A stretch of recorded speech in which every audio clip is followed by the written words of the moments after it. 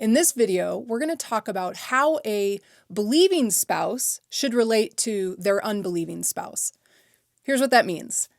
Maybe you're in a marriage where your faith is important to you and it's a vital part of your life, but you married someone who either does not believe the same things that you believe or just does not have the same passion for it that you do, and it creates tension. So we're going to talk about how you should relate to your unbelieving spouse who does not see eye to eye with you in terms of faith. Now, here's the truth. Marriage is hard. It doesn't matter what we're dealing with. And the reason is because we take two very different people and you come together to become one. And so there's a myriad of reasons why marriage can be challenging, because you each come to the relationship with your own values, your own thoughts, convictions. And so then all of a sudden, when those start to butt up against each other or are not in agreement, then conflict happens. Now, spiritually speaking, that's a whole different ball of wax that can be really a struggle for couples that are married and do not see eye to eye spiritually. So it doesn't really matter if you came into the marriage knowing that you married someone that does not have a faith or doesn't care about God, or maybe you got married thinking that they did, and then over time they've just kind of lost interest in it and it's not a part of their life at all. Whatever the case, I'm going to offer you some helpful things to think about for you as the believing spouse, how you should relate to your unbelieving spouse, and to do it in a way that does not tear down and break apart your marriage. So here's the first thing I want to say. Don't punish your spouse for being who they've always been. Now, this point is particularly for those that you got married, you knew that you were not on the same level spiritually, or maybe you came into the marriage and faith didn't mean anything to you either, but through life experience and different things, you've started going to church and God became an important part of your life, but your spouse didn't follow that with you. Whatever the case, you can't punish your spouse for not being the person that you want them to be, especially if you came into the marriage knowing that you weren't on the same page spiritually. It's not fair to put expectations on them. That's just not who they are. So, and I know that that's hard because you're sharing life together in marriage, but the truth is it's not fair to punish them, especially if you went into the marriage knowing that you were not on the same page spiritually, because your spouse can't become somebody that they're not. So here's the next thing. The best thing you can do is be an example for your spouse. Do not be the person that makes your spouse want to pull further and further away from exploring God or considering anything about faith. Be an example. Show the love of Jesus. Be patient. Be kind. Approach them in such a way that you have a heart of compassion, that your heart is, I hope that you come to know the Jesus that I love. But don't come at them and think being critical or pushing them or prodding them along is somehow going to make a difference for them, because it's not. You just need to be a good example. You need to emulate the characters that Jesus has and hope that through watching you and how you react and how you view life and how you treat your spouse in marriage and how you are as a parent and how you are as a friend and a worker and all of those things, that it points your spouse to see Jesus in you. Now look at what it says in 1 Peter. Now it's speaking directly to wives, but I think if you're a husband in this situation, the same still applies. So let's see what it says. Wives, in the same way, submit yourselves to your own husbands, so that if any of them do not believe the word, they may be won over without words, but by the behavior of their wives, when they see the purity and reverence of your lives. So remember, as a spouse, relating to your unbelieving spouse or to your spouse who just doesn't really have an interest in God or making faith a centerpiece of their life, be an example.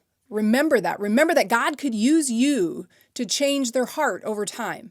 So don't spend your time being critical and angry and judgmental. Spend your time showing love and patience and the things of how Jesus has treated you, and invite your spouse to be interested in pursuing this God that's important to you.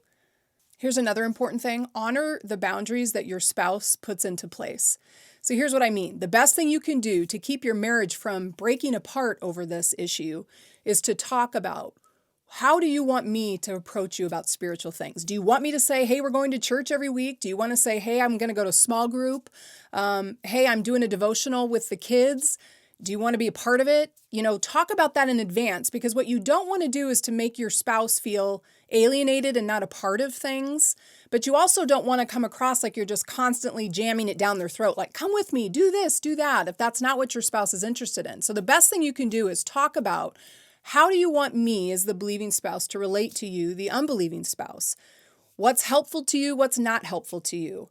And have an open conversation about that so your spouse doesn't feel like they're always having to be on edge, because they already know that you're disappointed. They know that that's a bummer to you, that they're not involved in the things that you're involved in or don't care or have the same faith that you have. They know that they're not living up to that expectation that you have.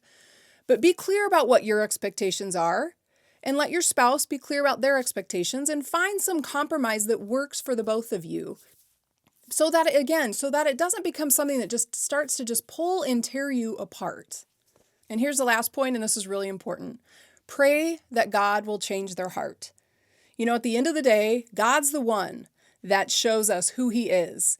The Bible talks about the scales that fall from our eyes and we can see. Pray over your spouse. Pray that they will come to understand who God is and who Jesus is and what He can be in their life. Pray that God will show Himself to them in whatever ways.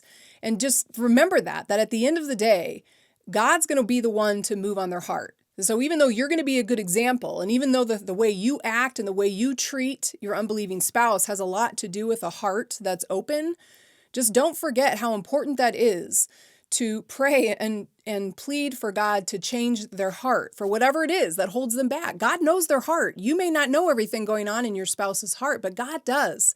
And pray for God to move in that situation.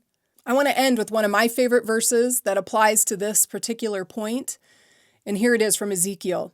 I will give you a new heart, and I will put a new spirit in you. I will take out your stony, stubborn heart and give you a tender, responsive heart.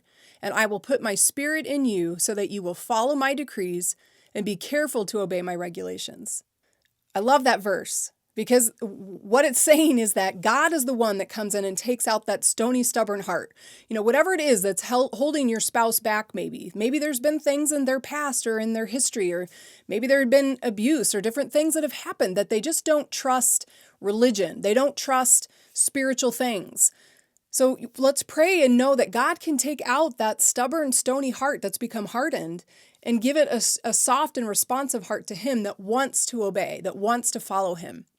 So don't forget how important it is for you to be committed to praying for your unbelieving spouse. So use these questions, have a conversation about this with a mentor or a friend, and really think about how, even with your spouse, to talk about how can you utilize this information to make your marriage stronger because of this, and have meaningful conversation about how do we wrestle through this when we're not seeing eye to eye spiritually. And I promise you, if you use these thoughts in this video, and if you really commit yourself to prayer, you guys can work through this and make this something that doesn't have to be a constant divisive issue in your marriage.